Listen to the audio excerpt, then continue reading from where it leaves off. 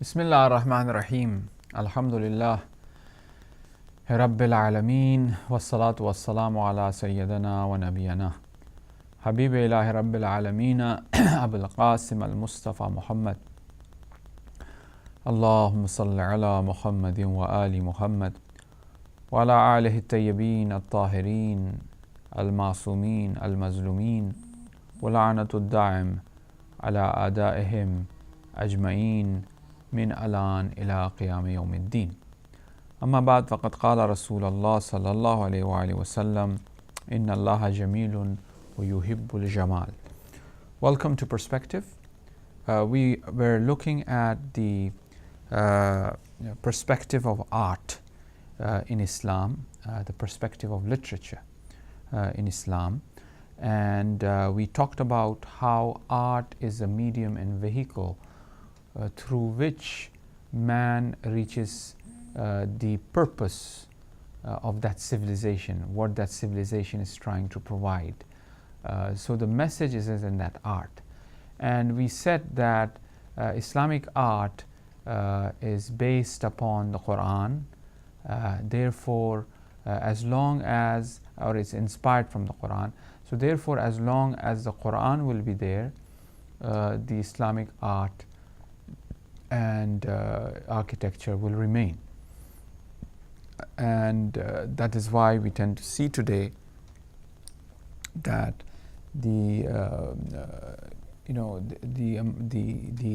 even the new constructions in certain parts of the Middle East, they tend to reflect that divine nature, and at the same time they tend to provide the same effect or the same purpose that is very central to the Islamic art, and that is connecting with the divine. Now we mentioned that all of these construction and these art and architecture that is there, they tend to reflect that the element of light, the colors, the reflection towards the heaven. Now we want to add on to our previous discussion, which was quite detailed with examples, and I would really request the viewers that if they have not seen our previous discussion program, I would request them really to look at that program first and then watch this program, because they will not be able to really figure out where this discussion started. It will be very sort of like abstract, ambiguous for that individual. Now this construction of the masajid and the calligraphy and the city, the doors, the colors, the dome, also have the element of sincerity of those who are working on it. It is quite important. That also affects that person, that who made it, what was the intention of this making it, and the person or the workers, the labor who were making these things. Because a physical entity is being used to affect the spiritual entity. So now this physical entity or this physical reality have to have the element of spirituality in it. This element of spirituality must not be only on the outward level. This element of spirituality must also be on the inward level, meaning that the person who is making it must make this with wudu,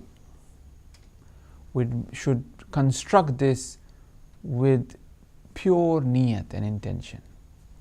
Let me tell you this. The ulama in the past, the urafa, people, the alim, akhlaqi ulama, those who were into spirituality and akhlaq, they would not eat anything that is cooked by a woman who is in a periods. Or, why to just blame women? They will not eat anything, and it is a ahkam sharia, makruh, it's makruh to have that food. They will not eat in the state of janabat. If they are junub, they will not have food. Now, in order to reduce the makruh or the karahat, you have to make wuzu, and then you have the food or drink, whatever you're doing. You see? So, it is a zahiri thing, cooking, eating, drinking. It is physical. But this physical thing affects the soul. So, in order for this physical thing to have the element of the spirit, it requires that person to be pure.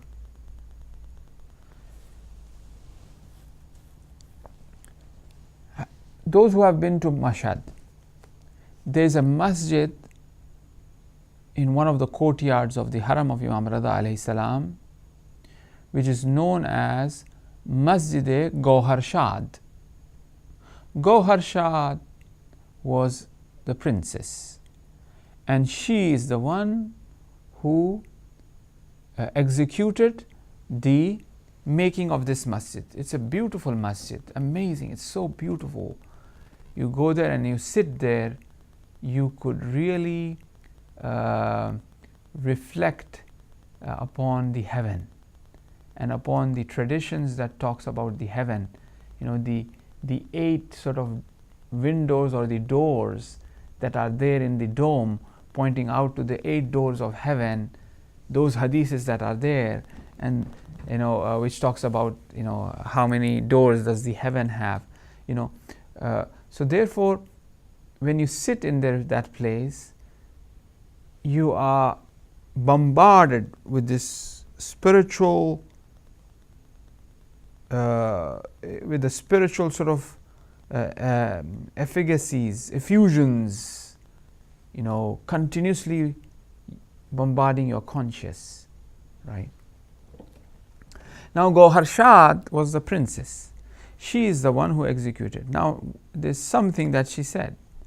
She said, whoever is going to come to construct this masjid, they should not be forced. The labor is volunteer. That if they want, they will be paid, but they have to come with good intentions and with good heart. No one should force them. If someone doesn't want to come, not a problem.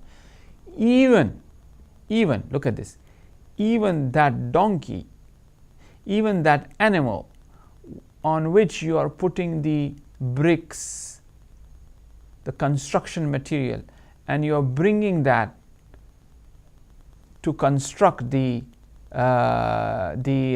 masjid, even that animal must not be forced to walk, must not be pushed.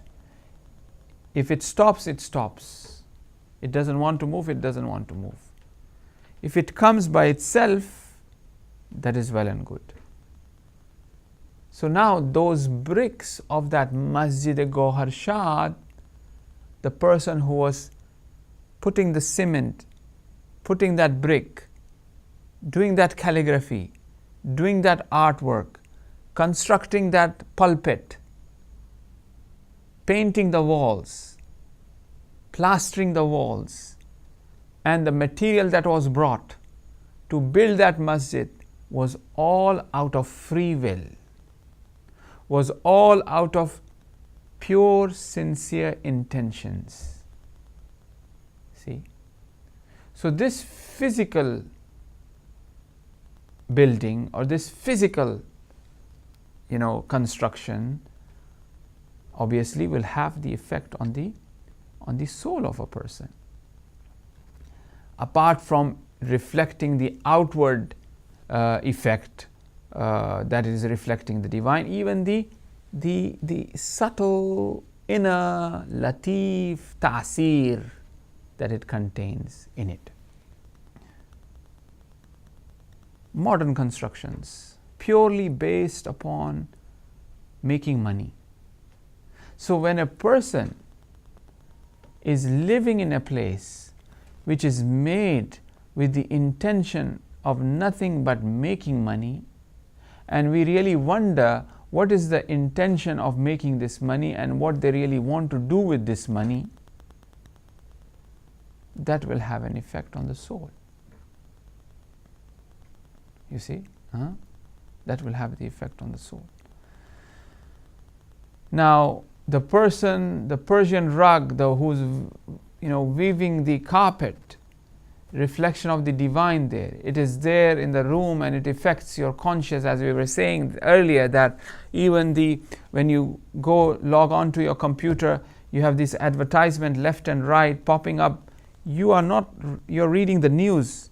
Whatever is there, you're not really looking at that at all.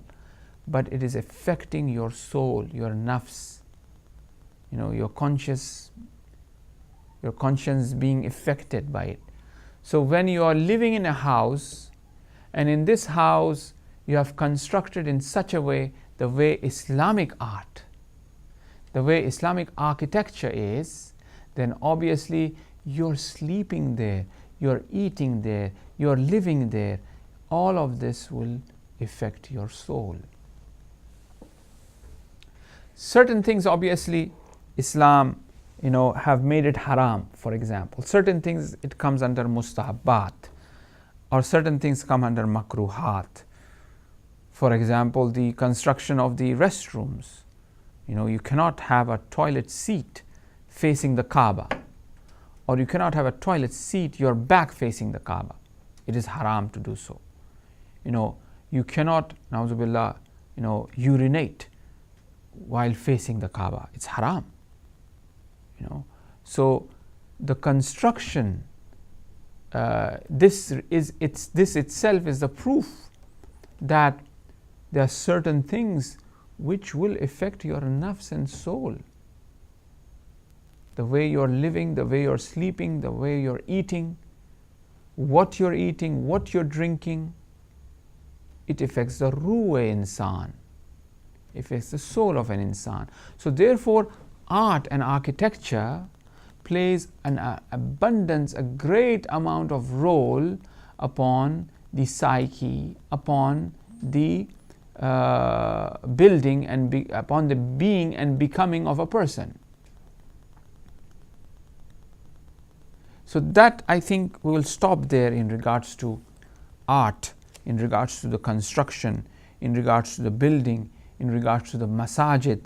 I mean, if you now we'll just talk a minute maybe about, look how much of this art and architecture have affected the world. Morocco, Egypt, Persia, India, Southeast Asia, fascinating. Turkey, Syria, Cordoba, Spain. These buildings were beautiful. They were constructed in a very beautiful and sincere fashion and way. Those who have constructed those, they were very dedicated people, and it remained, and it still remains. It is a point of focus, and still being used, and still the effect of this construction is playing its role, is providing that tranquility and peace to the individual who is attending it. It is making that individual go back to that place again, to be influenced or to be under these domes and shrines and courtyards again and again, because it is giving him that food of thought, because it's providing him that spiritual food which is forcing him that, no, I need to go back there. Right? So therefore, the Islamic art and architecture is based upon the Quran, and as it is based upon the Quran is inviting humanity towards God, towards being good, towards having good akhlaq. So the same way the Islamic art and architecture invites or provides that sort of atmosphere in which a person could be trained to be godly, to be trained to be human loving, caring, kind, respectful to others. And that's what the purpose of this is. Right? And the same applies for the houses as well. The same applies for the cities as well. Now let's move on. Let's look at the literature now, because literature is also part and parcel of, of the message of Islam.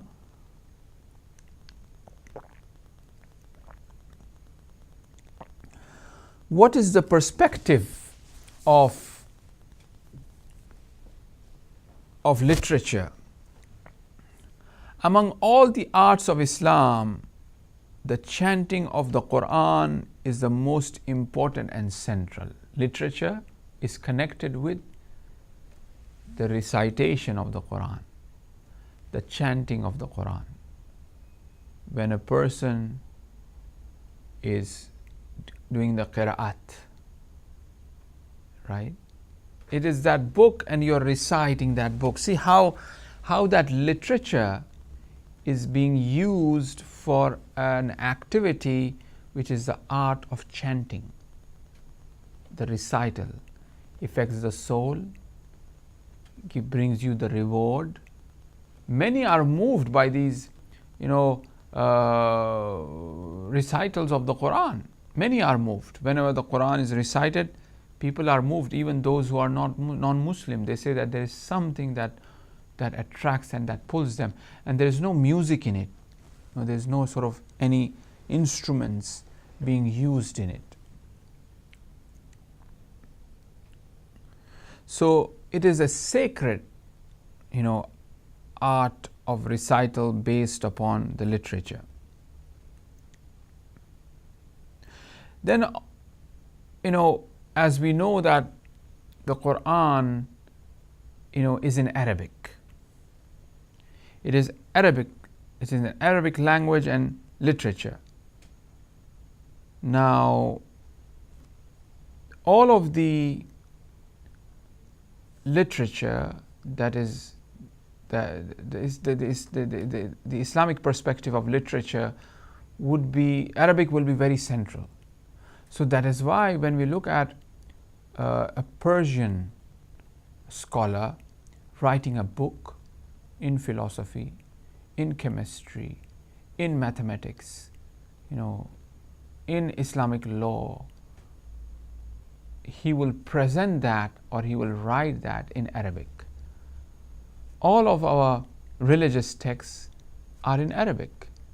Even the Persian, like Ibn Sina, for example. Ibn Sina wrote falsafa in Arabic, although he was from Persia. You see,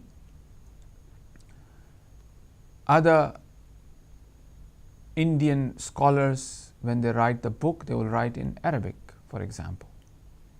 Right? When they are presenting their paper, it's in Arabic. Now, that literature or that language becomes central to Islam, and it becomes sacred because the Quran is revealed in Arabic. Now, obviously, why Arabic is important, why Arabic, we have talked about this earlier. The effect of the sound upon the soul, the particular emphasis upon the pronunciation of the words rightly, the sound affects it. We tend to see this in other religions as well, such as the mantras where the Hindus chant, or the Buddhist monks when they are chanting few things, and the effect of the sound to move the soul high. So Arabic tend to have that. And it is that universal language. Now, as Quran is central, the writings will be based upon the same text, which is the Quran, or will be inspired from the Quran. So we find the Hadith literature. The Hadith literature will be very similar to the teachings, to the writings of the Quran. Or whoever write anything will be inspired by the Quran and would like to write, speak, draw in the same fashion as the Quran. So therefore, now as we move on to literature, we will look at, for example, other literatures that are in Islam and its perspective and why it's written in that fashion. And we'll give you examples right after this short break. Stay with us. Thank you very much. Thank you.